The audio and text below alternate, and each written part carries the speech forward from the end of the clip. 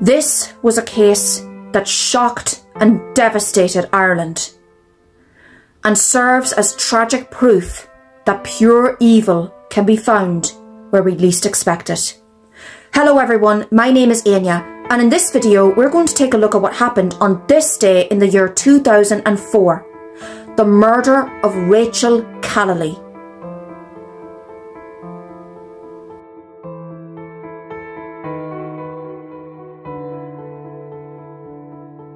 On the 4th of October 2004, friends and family grew concerned for the well-being of 30-year-old Rachel Callaly. Rachel, a mother of two, had failed to collect her youngest child from creche, and she wasn't responding to any text messages or phone calls. Concerned, her mother Rose drove to the Knoll in North County Dublin, where Rachel lived with her children and husband. Upon arriving, Rose discovered a house in disarray. Cupboards and drawers had been opened, belongings scattered all over the floor. And in the main bedroom, she discovered the battered and lifeless body of her daughter Rachel lying in a pool of blood. Rachel had suffered a horrific death. She had been beaten multiple times in the head, she had suffered 2 skull fractures, and she had bruises all over her face and arms. No mother should ever have to see their child in such a state. Emergency services and An Garda Síochána were immediately contacted and an investigation was launched. The news of this murder shocked Ireland. Nobody could understand who could have done this to a mother of 2 young children in her own home. Everybody wanted to find out who had done this and why. In the weeks following her death, Rachel's parents and her husband, Joe O'Reilly, made appearances on RTE News appealing for information from the public. Rose Callaly and Joe O'Reilly also made an appearance on The Late Late Show, where they discussed the murder and again appealed for information. But viewers were shocked to see how cold and distant Joe O'Reilly portrayed himself on TV. He talked very dismissively about his wife, and didn't seem to be at all interested into finding the killer. If your spouse had been savagely murdered in your own home, wouldn't you be desperate to find out who was responsible? Wouldn't you want to bring them to justice? Investigators also noticed that the crime scene looked quite staged in its appearance. Cupboards and drawers had been opened in areas that burglars wouldn't normally look into, and nothing of significant value had been taken from the house. This suggested that Rachel may have known her killer, and they had staged it to make it look like a burglary gone wrong. Investigators began to look deeper into Joe and Rachel's marriage. Rachel and Joe had been together since 1992. They got married in 1997 and went on to have their 2 young children. From the outside looking in, everything seemed to be going great for this young family. But in the months prior to her death, friends and family began to notice that things weren't quite right in their marriage. Joe seemed to take quite pleasure in putting Rachel down, and she seemed to get very upset. But every time a friend or family asked her about this, she tried to play it out that everything was okay. One friend, however, stated that Rachel had confided in them that she needed to try and find a way to fix things for the sake of her 2 children. Investigators looked deeper into Joe to see if he had anything to hide. As it turned out, Joe O'Reilly had plenty to hide. It was discovered that he had begun an affair with a colleague named Nikki Pelly in January 2004. Even more shockingly, he had made plans to leave Rachel and start a new life with Nikki and his 2 children. Investigators also discovered emails that Joe had exchanged with his sister.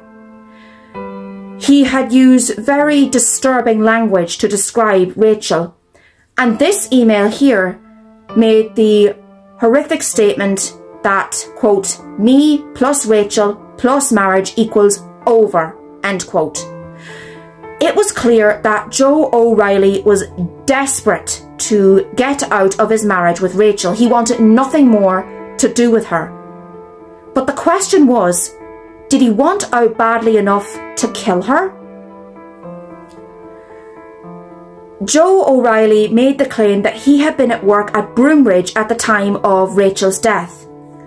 But Gardaí began to use technology to dispute his alibi. They discovered that Joe O'Reilly's phone had pinged off several phone posts in the Knoll area at the time where he said that he was in Broombridge. This proved to investigators that Joe was in the same area as Rachel at the time of her death. In 2006, Joe O'Reilly was arrested and charged with the murder of his wife, Rachel Callaly. The full extent of his affair with Nikki Pelly, the emails he exchanged with his sister, and the technological evidence against him was placed in court. Friends and family of Rachel were devastated at the silent emotional abuse and coercive control that she had suffered at the hands of the man that she loved. She would have done anything to ensure that her husband was happy, and he wanted nothing more than to be rid of her. In 2007, Joe O'Reilly was found guilty of the murder of Rachel Callaly, and he was sentenced to life imprisonment. To this day, he has shown no remorse for what he has done, and he continues to deny any involvement with her death. In Ireland, the average length of a life sentence is 20 years, and in the years following his conviction, many have expressed worry that Joe O'Reilly could be released from prison. Rachel's father, Jim Callaly, who passed away in 2024, stated that he believed that Joe O'Reilly should spend the rest of his life behind bars. Rachel's family continued to campaign to ensure that Joe O'Reilly will never be released from prison. I was only a child when all of this happened, and to learn the full extent of what Joe O'Reilly did to his wife was horrific. The only way that I can describe Joe O'Reilly is pure evil. If he was so desperate to end his marriage with Rachel, he could have gone to the courts and gotten a divorce. But instead, he chose to savagely murder her. He went so far as to allow her mother to discover her body. And he deprived his 2 children the opportunity to grow up with a loving and caring mother. If that isn't the definition of pure evil, I don't know what is. The murder of Rachel Callaly was a case that shocked and devastated Ireland.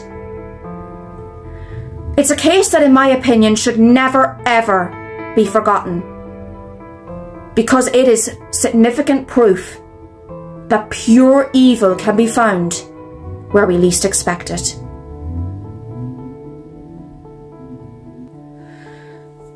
Thank you so much for watching this video. I really appreciate it. My name is Anya, and we just looked at what happened on this day.